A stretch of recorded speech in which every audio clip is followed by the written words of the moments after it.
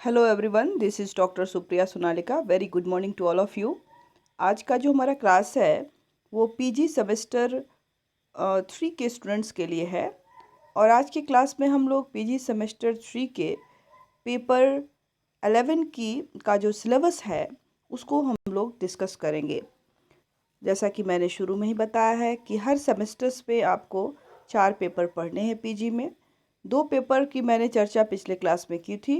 आज की क्लास में हम लोग पेपर जो 11 है उसकी चर्चा करेंगे, जिसका नाम पब्लिक एडमिनिस्ट्रेशन है, लोक प्रशासन जिसको हिंदी में कहते हैं, और जिसका पेपर का कोड है CC पॉल साइंस 309। तो ये इसका कोड है। इस पेपर के अंतर्गत जो हमें टॉपिक्स देखने हैं उसमें पहला टॉपिक हमें देखना है एडमिनिस्ट्रेटिव कल्चर, प्रशासनिक संस्कृति क्या है उसको हमें देखना है, फर्स्ट जो यूनिट है। इसके बाद जो हमारा सेकंड यूनिट है, जैसा कि आप स्क्रीन पर देख रहे होंगे, सेकंड यूनिट जो है एडमिनिस्ट्रेटिव थ्योरीज़ का है, मतलब प्रशासनिक जो सिद्धांत हैं उसको देखना है। और इस सिद्धांत के अंतर्गत हमें 3 सिद्धांतों का अध्ययन करना है। पहला जो है वो ह्यूमन रिलेशन, मानव संबंध सिद्धांत जो एल्टन मेयो का है। दूसरा है डिसीजन मेकिंग थ्योरी जो हर्बर्ट साइमन का है, निर्णय निर्माण प्रक्रिया या निर्णय निर्माण सिद्धांत हर्बर्ट साइमन का।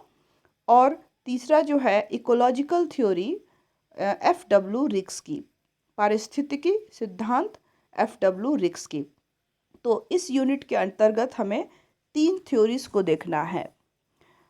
इसके बाद आता है हमारा थर्ड यूनिट। थर्ड यूनिट के अंतर्गत हमें max weber views on bureaucracy, नौकरशाही पर मैक्स वेबर के विचारों का अध्ययन करना है। मैक्स वेबर का विचारों का अध्ययन नौकरशाही के अंतर्गत करना है। इसके बाद आता है फोर्थ यूनिट, और फोर्थ यूनिट में हमें देखना है कमिटेड ब्यूरोक्रेसी, मतलब प्रतिबद्ध नौकरशाही। और इसके अंतर्गत न्यूट्रलिटी जो है तटस्थता, और डॉजनिंग ऑफ ब्यूरोक्रेसी, ब्यूरोक्रेसी नौकरशाही की आकार में कमी। जो डॉजनिंग है ये क्या है, इस कॉन्सेप्ट को हमें समझना है। कमिटेड ब्यूरोक्रेसी के अंतर्गत तटस्थता तथा नौकरशाही की आकार में कमी का जो कॉन्सेप्ट है इसको हमें समझना है, जानना है कि ये क्या है। इसके बाद आता है हमारा फिफ्थ यूनिट। फिफ्थ यूनिट जो है वो है एडमिनिस्ट्रेटिव मैनेजमेंट का, मतलब प्रशासनिक प्रबंध।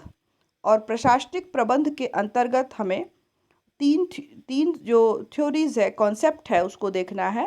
जिसमें पहला है लीडरशिप जिसको हिंदी में कहते हैं नेतृत्व। दूसरा है कम्युनिकेशन जिसको हम लोग हिंदी में संचार कहते हैं। और तीसरा है मोटिवेशन जिसको हम लोग हिंदी में मनोबल कहते हैं।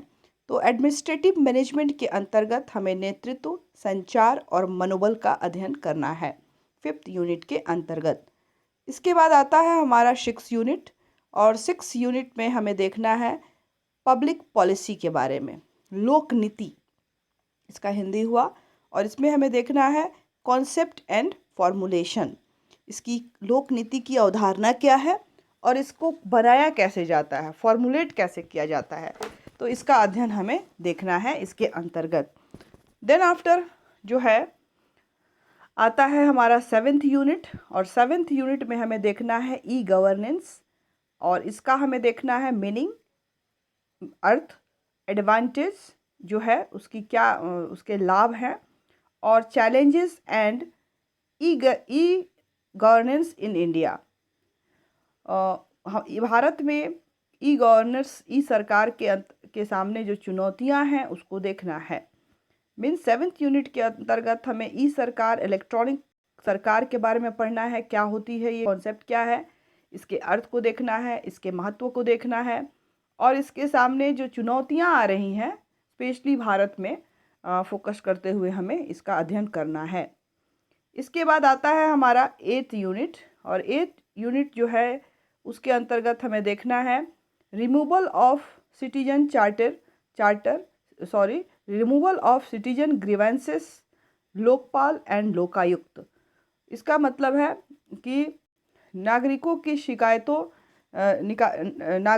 शिकायतों का निवारण, रिमूवल ऑफ सिटीजन ग्रीवेंसेस, नागरिकों की शिकायतों का निवारण, और इसमें हमें लोकपाल और लोकायुक्त को देखना है। केंद्र में लोकपाल और राज्यों में लोकायुक्त क्या होता है और किस तरह से ये हेल्प करता है नागरिकों की शिकायतों को दूर करने में, इसको हमें इसके अंतर्गत अध्ययन करना है। और ये था हमारा पेपर पब्लिक एडमिनिस्ट्रेशन का, जिसमें हमें ये सब सारे टॉपिक्स को पढ़ना है, समझना है। इसके लिए जो कुछ किताबें हैं आप देख सकते हैं, ले सकते हैं, जैसे कि प्रशासन एवं लोक नीति मनोज सिन्हा की आती है, प्रशासनिक सिद्धांत पी.एल. फाड़िया की आती है, लोक प्रशासन अवस्थी एंड महेश्वरी की आती है। तो इसमें से कोई भी बुक्स आप जो आपके लिए अब जहाँ अवेलेबल है उसके अनुसार आप उसमें से कोई भी किताबें ले सकते हैं और आप पढ़ सकते हैं। बाकी तो सारी चीज़ें आपको क्लास में ही कवर करा दी जाएंगी, तो उसके लिए आपको जो उस टेंशन्स की आवश्यकता नहीं है, वो चीज़ें जो है आपको क्लास में कवर करा दी जाएंगी। इसके बाद तो ये हमारा सिलेबस था। आई होप आपको क्लियर हो गया होगा। सेमेस्टर 3 का पेपर जो 11 था पब्लिक एडमिनिस्ट्रेशन का, उसका ये पेपर था। इसी के साथ आज का क्लास समाप्त करते हैं। नए टॉपिक के साथ हम लोग फिर मिलेंगे। तब तक के लिए घर में रहें, सुरक्षित रहें, पढ़ते रहें। Thank you all of you.